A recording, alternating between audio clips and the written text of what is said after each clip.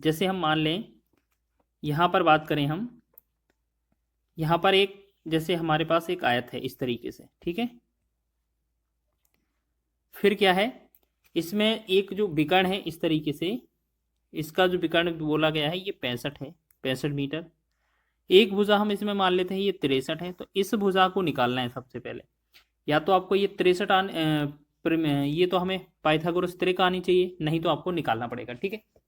जब भी आपको कर्ण निकालना होता है तो कर्ण का फॉर्मूला होता है कर्ण स्क्वायर बराबर लंब स्क्वायर प्लस आधार स्क्वायर, ठीक है। लेकिन लंब निकालना हो तो आप कैसे निकालेंगे, यहाँ पर 63 का वर्ग करेंगे माइनस का 65 का वर्ग करेंगे और इसे क्या करेंगे अंडरवुड के अंदर लिख देंगे, बस इससे हमारा ये लंब है ना निकल कर आ जाएगा, ठीक है। तो हमने कई बार बताया है, अब इनका वर्ग नहीं कीजिएगा। सबसे पहले आपका लिखा है ए स्क्वायर माइनस बी स्क्वायर, तो आप एक बार प्लस कर लीजिए, एक बार माइनस कर लीजिए। तो 63 और 65 को जोड़ेंगे तो ये कितना 5 3 8 और 6 6 12, गुणा में एक बार घटा दीजिए 65 में से 63 65 का अंतर है वो कितना बनेगा 3। अच्छा ये क्या है रॉन्ग लिख गया, चलिए दोबारा से बना देते हैं इसको। आपको ऐसे समझना, ये हमारा आयत है इस तरीके से, यह विकर्ण है, ये हमारा 65 है, ये हमारा 63 है, और इसमें हमारे क्वेश्चन चाहिए ये शीर्ष लंब या लंब की लंबाई चाहिए। तो ये बड़े वाले में से घटाना पड़ेगा ना, हमने छोटे वाले में लिख दिया था 65 माइनस का 63 का वर्ग, ये अंडरवुड में करेंगे तो हमारा ये वाला वैल्यू निकल आएगा। तो हम क्या करेंगे 65 और 63 को जोड़ा था हमने, कितना बना था 128, गुणे में 65 और 63 का अंतर करते तो कितना होता 2, तो बस इसका हमें गुणा करना था, बस इसका 128 का कितना हो जाएगा 256, 256 का वर्गमूल आपको पता है कितना होता है 16 होता है, ठीक है। तो हमारे पास जो ये वैल्यू आ गई ये 16 आ गई। अब आपको पता है आयताकार भूखंड का परिमाप चाहिए, तो आयताकार भूखंड का परिमाप क्या होगा, सबसे पहले आपको बता दें आयत का जो परिमाप होता है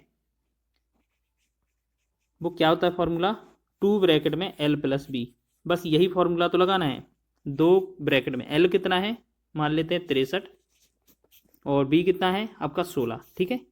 एक को एल 63 एक को बी मान लेना है, ठीक है। 2 गुणे में 6 3 9 हो जाएगा, इनको जोड़ेंगे 7 यहाँ पर हो जाएगा, दोनों को गुणा करेंगे 2 से, 2 9 18 2 से 14 1 15, तो ये बनेगा 158, ऑप्शन नंबर डी इसका राइट आंसर हो जाएगा, ठीक है। सभी लोग ध्यान रखेंगे, इस तरीके से क्वेश्चन पूछा जा सकता है। अब देखिएगा हम आपको आयत के रिलेटेड क्वेश्चन फॉर्मूला लिख देते हैं। आयत का सबसे पहले क्षेत्रफल पूछा जा सकता है तो एल गुणे बी होता है। आयत का परिमाप का फॉर्मूला पूछा जा सकता है तो 2 कोष्टक में एल प्लस बी होता है। उसके बाद विकर्ण का फॉर्मूला बनता है एक, तो ये होता है अंडरवुड में L square plus B square, ठीक है। बस 3 ही फॉर्मूले बनते हैं, ये आपको याद रख लेने हैं। नेक्स्ट क्वेश्चन की ओर बढ़ेंगे।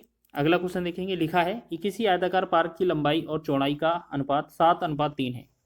पार्क का परिमाप 21,000 मीटर है। पार्क की लंबाई और चौड़ाई का अंतर ज्ञात कीजिए। सबसे पहले क्या करेंगे हम, ये 7:3 है, ठीक है। अनुपात में हम इसे फॉर्मूले में भी रख सकते हैं। तो हम क्या करेंगे, यहाँ पर परिमाप जो होता है 2 ब्रैकेट में एल प्लस बी होता है, तो हम एक काम करते हैं इसे यूनिट के तौर पर ले जाते हैं। तो 2 ब्रैकेट में मान लेते हैं ये 7 नहीं 7 यूनिट है, ठीक है, प्लस में 3, ये जो वैल्यू है परिमाप कितने के बराबर है 21,000 के बराबर है, ठीक है। यहाँ 7 3 10 हो गया, 10 का 2 में गुणा करेंगे तो ये कितना बनेगा 20, तो 20 का जो वैल्यू है वो कितना है 21,000 है। अब 1 0 से 1 0 कैंसिल, 2 एकम 2, 2 दशमलव 20 और 2 एकम 2, 2 एक भाग नहीं जाएगा 0, 2 पंचे 10 1 0, एक का वैल्यू जो आया 1050 आ गया। अब हमसे पूछा क्या है देखिएगा, बोला है इनका अंतर बताइए लंबाई चौड़ाई का। अब हम क्या करें, 7 और 3 का अनुपात का जो अंतर है वो 4 अनुपात है, यानी कि 1 अनुपात का वैल्यू अगर आपका 1050 आ गया तो 4 अनुपात का वैल्यू कितना आएगा, मतलब हमें 4 से गुणा कर देना है।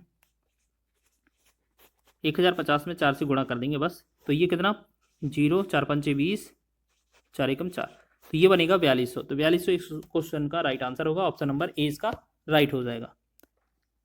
तो इसी तरीके से बना लिया करें आप लोग।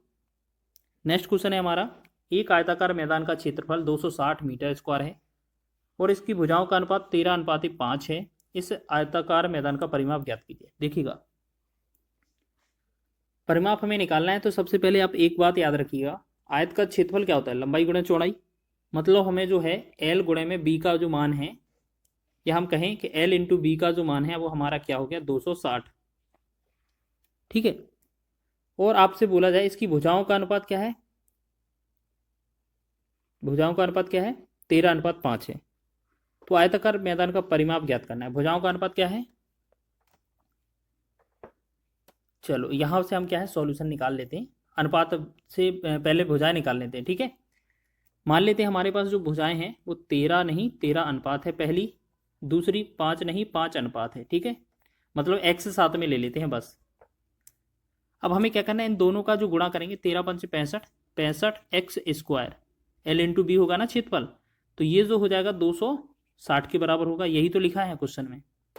13 से भाग करेंगे 13×5 = 65, 13 से भाग करेंगे 13×2 = 26, 0, 5 × 5 5 × 20। तो x² का जो वैल्यू आया कितना आ गया हमारा 4। तो यहाँ पर x का वैल्यू कितना आ जाएगा 2। तो एक बात बताइए, x का वैल्यू हमारा इतना आ गया है। अब अगर हम पहले पूछें लंबाई, पहली वाली लंबाई 13x, 13x को क्या लिखेंगे 13 × 2 यानी कि ये 26 हो जाएगा। b को क्या लिखेंगे 5x, मतलब 5×2 = 10। तो हमारे पास ये हो गई हमारी लंबाई और चौड़ाई। अब हमसे मैदान का परिमाप पूछा है, तो परिमाप बराबर क्या होगा 2 कोष्टक में लंबाई धन चौड़ाई, 2 कोष्टक में लंबाई धन चौड़ाई, तो ये होगा 26 प्लस में 10। ठीक है, 2 ब्रैकेट में हो जाएगी बाहर, 2 गुणे में 26 और 10 कितना 36 हो जाएगा, 36 दूना कितना होता है 72। तो 72 मीटर इसका राइट आंसर हो जाएगा। ठीक है, तो ये आपका आंसर हो जाएगा। ठीक है, समझ में आ रहा है। सभी क्वेश्चन महत्वपूर्ण हैं आपके एग्जाम की दृष्टि से, इसी तरीके के एग्जाम में क्वेश्चन बने थे आपके। चलिए नेक्स्ट क्वेश्चन की ओर बढ़ें। अगला क्वेश्चन देखेंगे।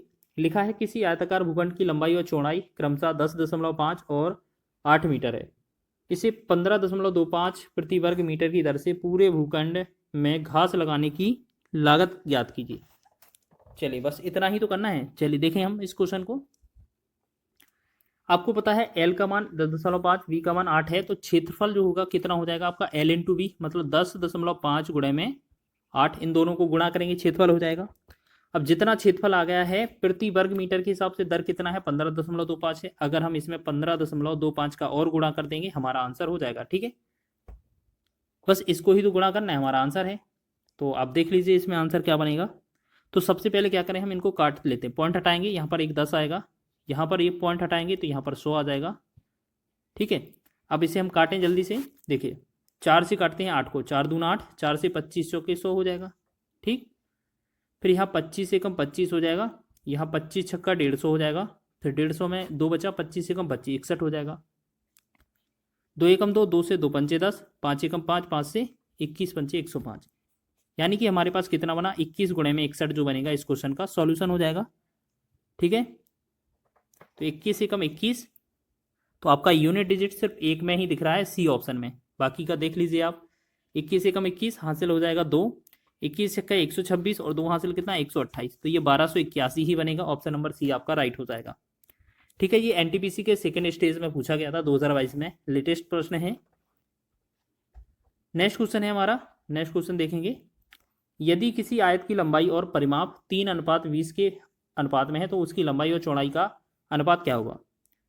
तो सबसे पहले ये बताइए कि जो लंबाई है, लंबाई को एल लिखेंगे, बटा में परिमाप लिखा है, परिमाप को 2 ब्रैकेट में एल प्लस बी लिखेंगे। यही तो बोला है कि लंबाई और परिमाप का अनुपात, तो हमने दोनों के फॉर्मूले लिख लिए, एक का संकेत लिख लिया। बटा ये कितना है 3/20, फिर बस 2 से 2 एकम 2, 2 से 2.20, बस इसे क्रॉस गुणा इस तरीके से कर देंगे। तो 3 का एल के साथ होगा 3L प्लस 3V। ठीक है, बराबर में ये कितना होगा, एक कम करिए ऐसे समझ लीजिए, पहले इसको लिखिए 10 और L को गुणा करेंगे तो 10L हो जाएगा, 3 के साथ L को करेंगे 3L प्लस का 3V। ठीक, अब L इसके पास आएगा 3L 10 के पास, तो ये कितना बनेगा 7L बराबर 3V। तो यही है ना, देखो आपको यहाँ पर क्या है 7L बराबर 3V है, यहाँ L बटा में ये B आएगा, यहाँ पर ये 3, इसके बटा में ये 7 पहुँच जाएगा। तो हमने देखा ये L बटा B जो होगा 3/7 इसका राइट आंसर बन जाएगा। ठीक है, ऑप्शन नंबर आपका ए इसका राइट है, 3/7 इसका सही। घनाभ या क्यूबॉइड का टॉपिक करने वाले हैं, तो देखेंगे घनाभ से